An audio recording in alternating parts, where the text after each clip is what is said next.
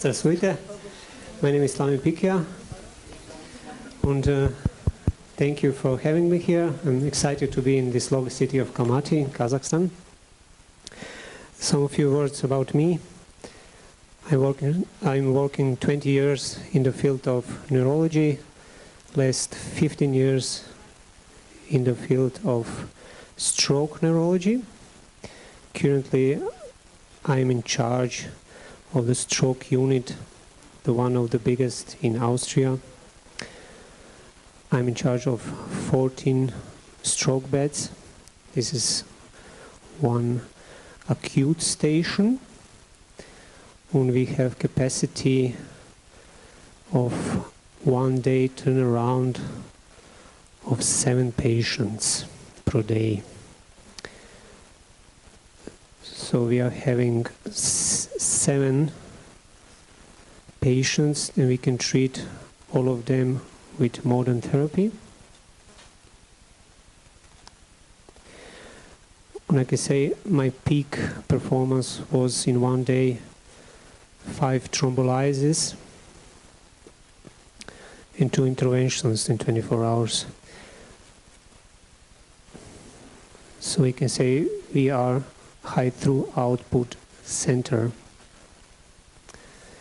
So I'm hoping that I can give you some of my experience, also as a physician and as a human, because I changed already 5 stroke units in my career. So I've been working in different environments. So today we have something to do. I would like to talk about early neurorehabilitations, about components thereof, and about possible adjuvant therapy.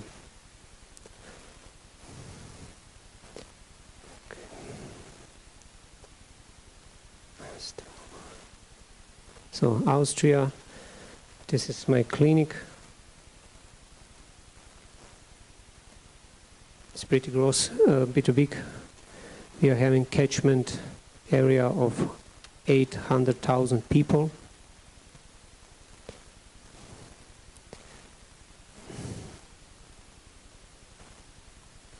And I will discuss shortly how it is 1 day to be a stroke patient in Austria.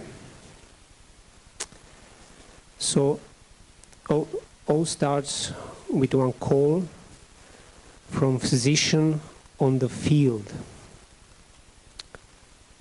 So they are calling us, our center.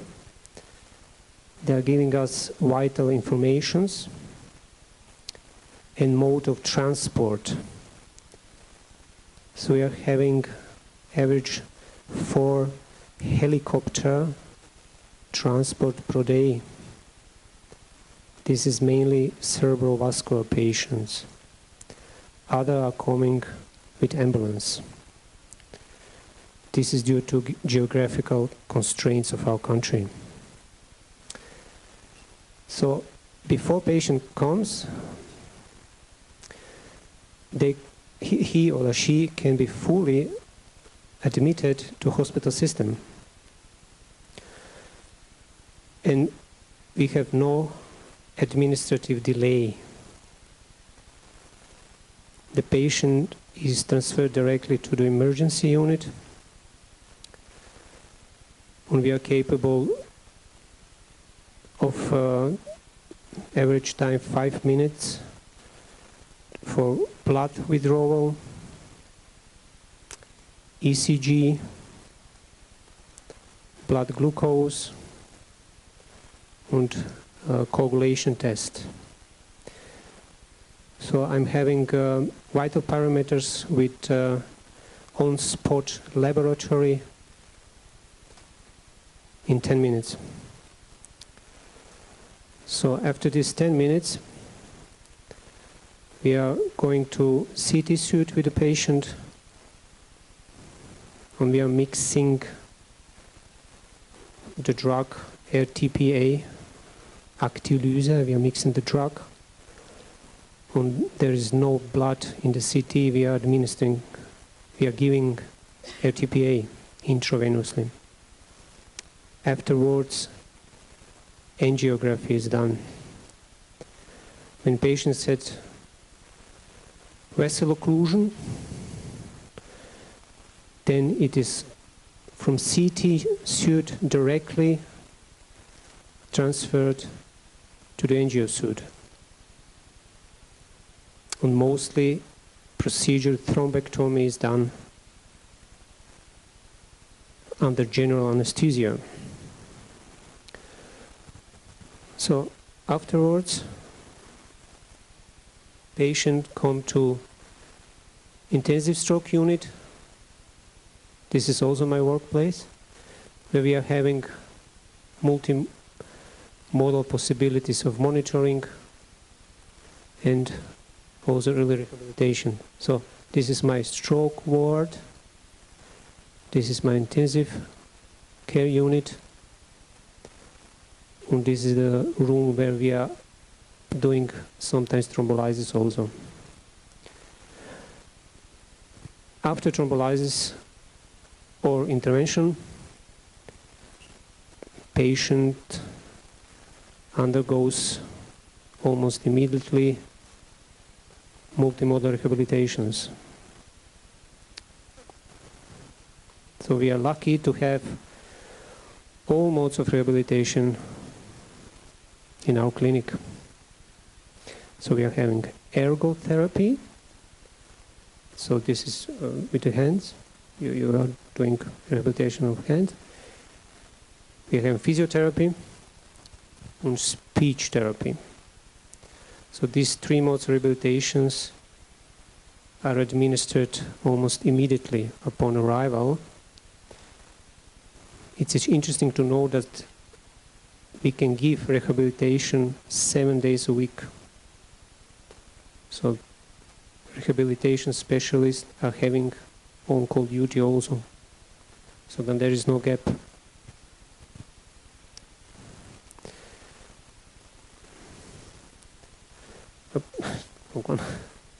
So as already know, stroke is the most common cause of long-term disability in adults.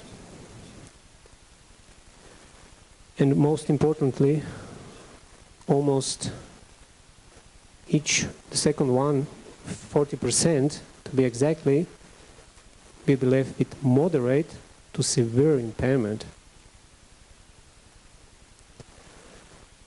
And this imposes burden to society in general. So I've done some research and I'm seeing that Kazakhstan is so lucky to be in the group of countries.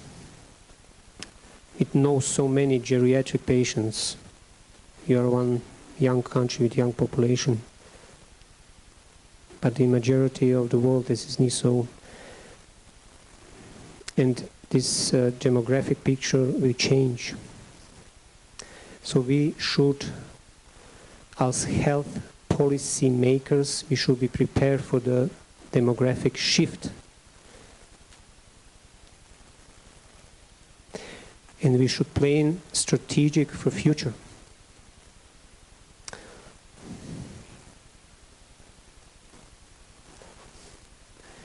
Okay, so stroke unit model or the stroke unit paradigm is proved to be efficient way to manage stroke patient. Also forms the key basic measure of stroke service quality. So when you want to have a stroke unit in your hospital, you should be able to compare yourself with your quality measures with reference center.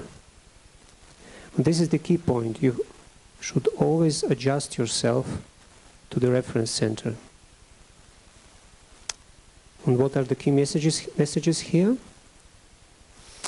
Time to CT, so how long you need to bring your patient from emergency unit to CT, time to thrombolysis, time to intervention, and patient outcome. So you should always, when you are establishing a new stroke unit in your hospital, you should compare yourself. And you should have certification for a stroke unit. Certification could be given to you from an outside body, from a government body. This is the best way to do it. So we see it. This is a huge discrepancy here. How many patients are treated with reperfusion therapies? So in Europe and worldwide, we can say that 20% of patients could be averagely treated with reperfusion therapies. European average is lower. So we all worldwide have a work to do.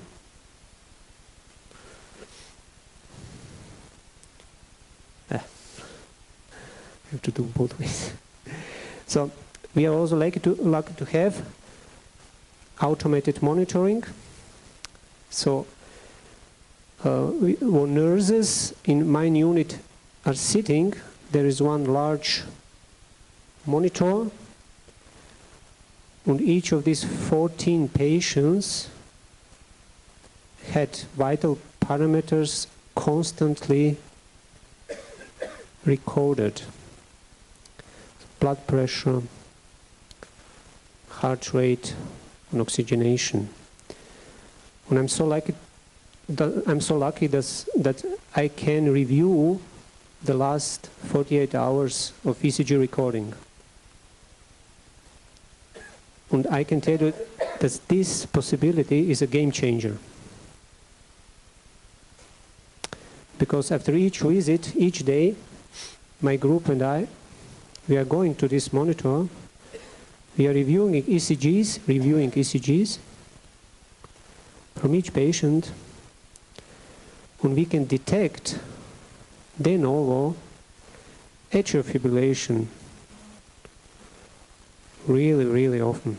So I could say 1 per week newly detected atrial fibrillation. So this is a game changer for the patient. We also detect, for example, ventricular tachycardia and so on. So when you can do it, I will recommend it. It's important to know that all age groups benefit from the stroke units. So there should be no reserve for admission. Again, I'm so lucky to work in one environment where treating 16 years old, so children with cerebral venous thrombosis, and our population goes until 110 years, 110 years.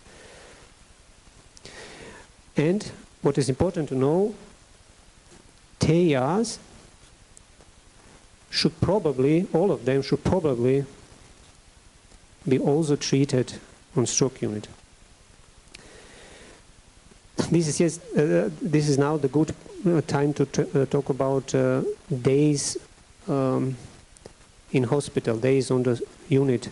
We are having averagely 3 days per patient in stroke unit. Then they are transferred to phase B rehabilitation bed, where they are staying 14 days, mostly. Then they are transferred to phase C bed, when they are staying up to 1 month.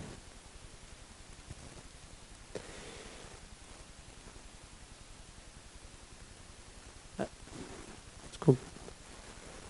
Oh, this one. Okay, yep.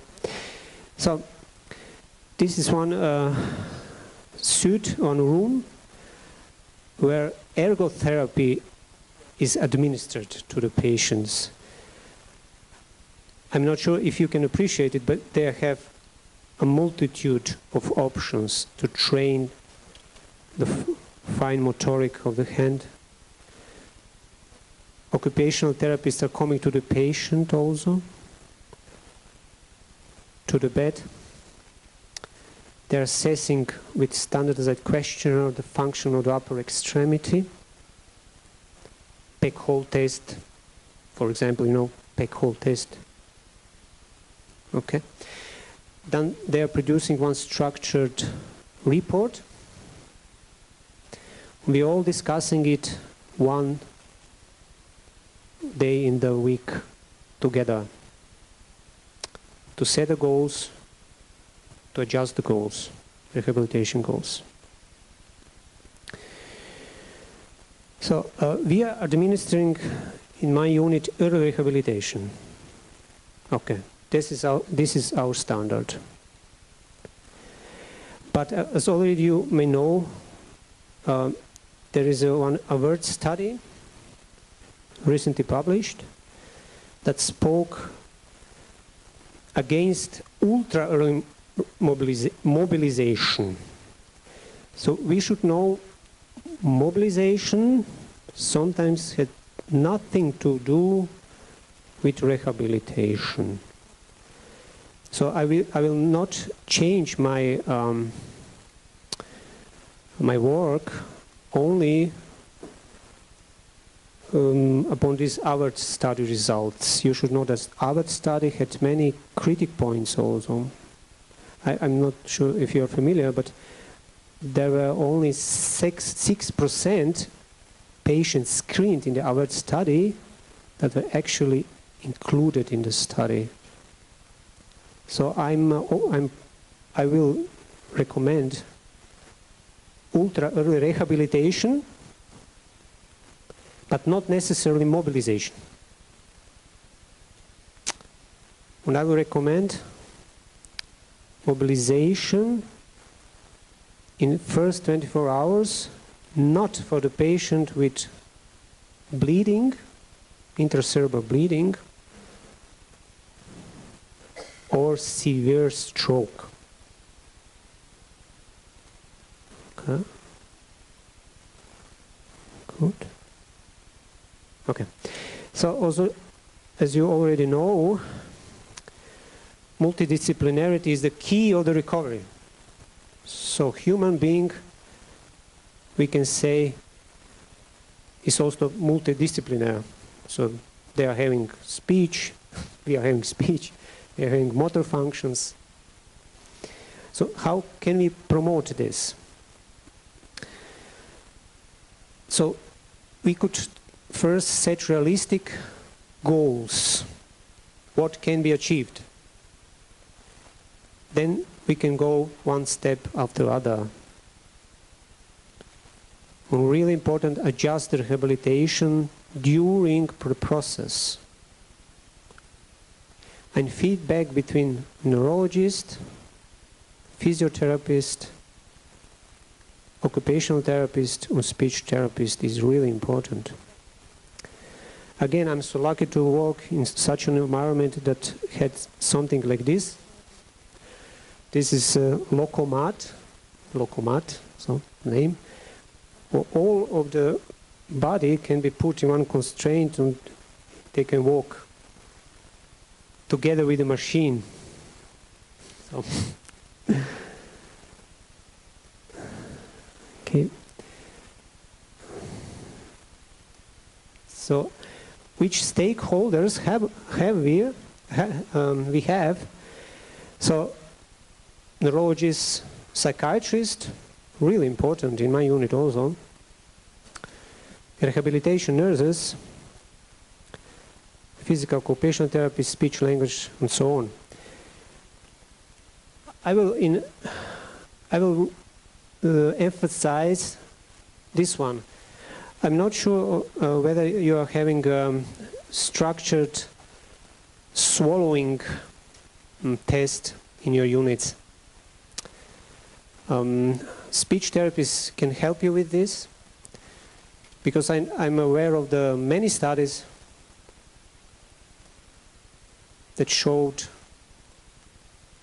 that bedside swallow test influences outcome of the patient. And after this test, we can contact the dietitian, and the dietitian could say us how this patient should be further treated, what should be given. I think social workers, really important, not to underestimate case managers.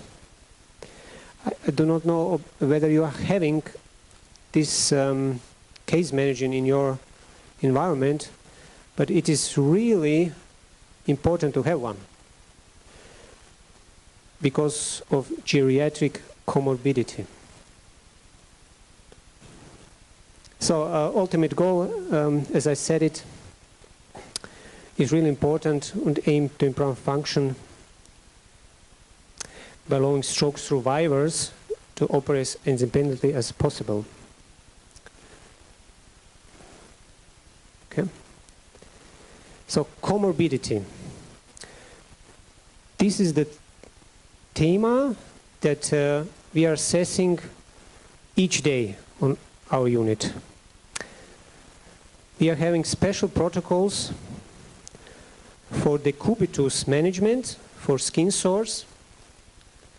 We are lucky to have special mattresses because this could be a real big problem. When one arrives, when decubitus is diagnosed, we are having special nurses that are capable of dealing with it. So they are coming to my ward. These nurses, wound management nurses, they are coming. They are assessing the situation and making recommendations.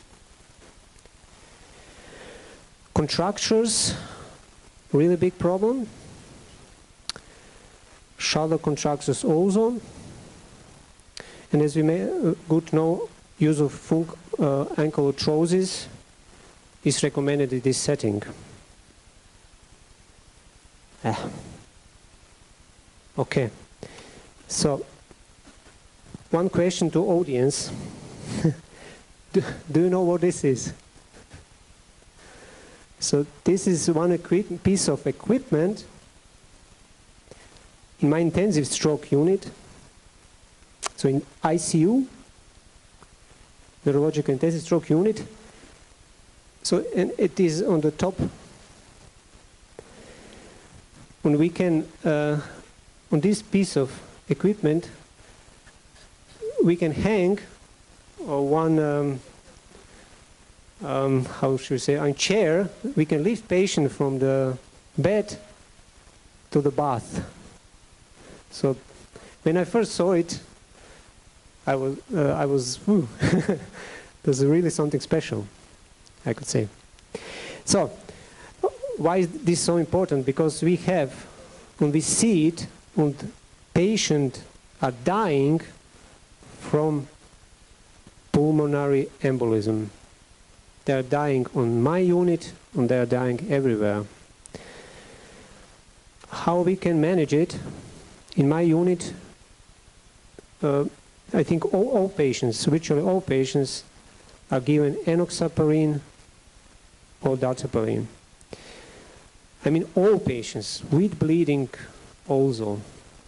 I think only excuse will be acute bleeding under oral anticoagulation medication. Only excuse not to give it. However, it is not 100% protection. When you can afford pneumatic stock compression, this will be also a good option. This will be a good option to do it. So the next slide will be about aphasia. About aphasia, so speech difficulty, should be done in 12 weeks. And treatment should include communication pattern training. When you have possibility to do it with a computerized treatment, probably it is good to do so. Why? Because we are not having always enough speech therapists. And in this particular setting, they can be replaced with computerized treatment. Okay. So, we are moving on to spasticity. Affects up to 43% of stroke patients. Yeah. And when present, cost of the management of care is 4 times higher. So, huge problem. What we are doing in Austria, we are liberate of administering botulinum toxin. So we are doing these applications on a regular basis. We are also lucky to have epidural botulinum toxin pumps, so applications epidural. We are having regularly 10 to 20 patients on this therapy. I should say mainly in multiple sclerosis patients, but also in stroke patients. So we're moving on to mobility. Okay, so this is also one place in my rehabilitation unit. So as you can see, the patients are having a lot of training possibilities. So what are the key training parameters? Should be done at appropriate time after stroke onset.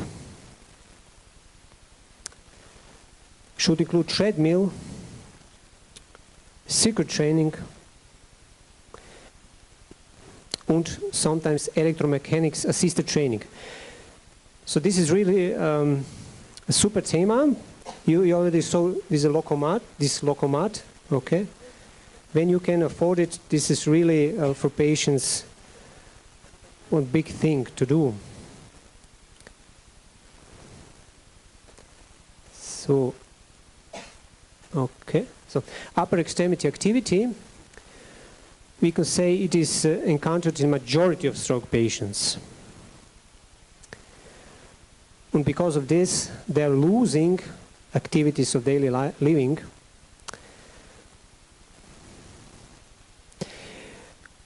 And I can say that constraint-induced training will possibly make a difference in the future when it will be more applicated to the patients.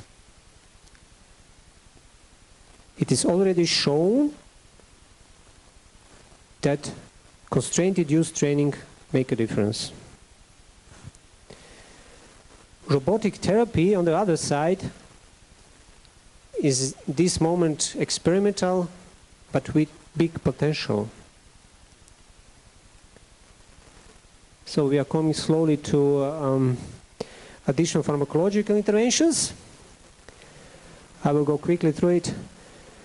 We are having some evidence about fluoxetine. They can help to recover after stroke. They can make it faster. They can make it better because they are influencing neural networks. They are influencing plasticity, and they are influencing the balance in neurotransmitters. So as you can see, we are having many options. Only a few of them have been proven successful. So, okay. The first one was average trial collaboration group, fluoxetine. My colleagues in my age possibly know this drug, possibly one of the first SSRIs, I think, selective serotonin reuptake inhibitors. Use of robotic devices can improve recovery also. Last but not the least, also cerebrolizine recently,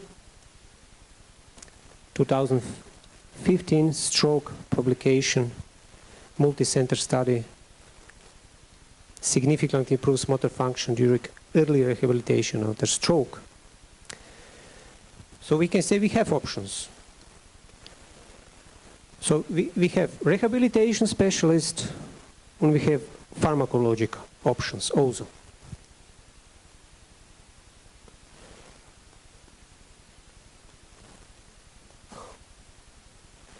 So this is, I think, a word trial that showed efficacy of fluoxetine. So what is special about this trial? The trial included moderate to severe patients, and fluoxetine showed efficacy. However, at this moment, there is not enough evidence to recommend it by class 1 evidence in the recent stroke guidelines 2018. So, then we are going to CARS.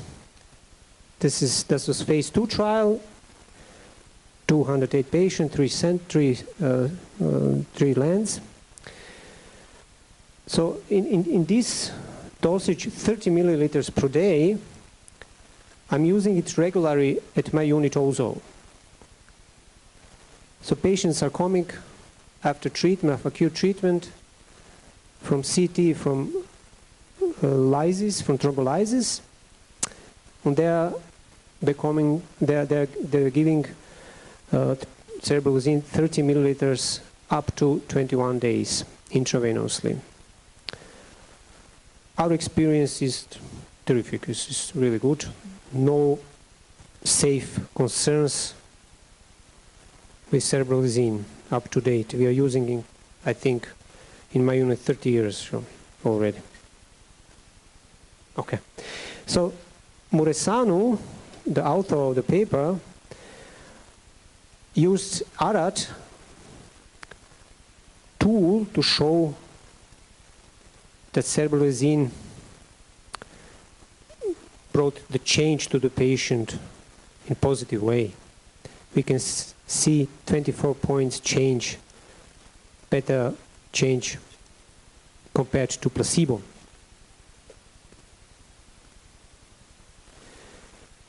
It could be also translated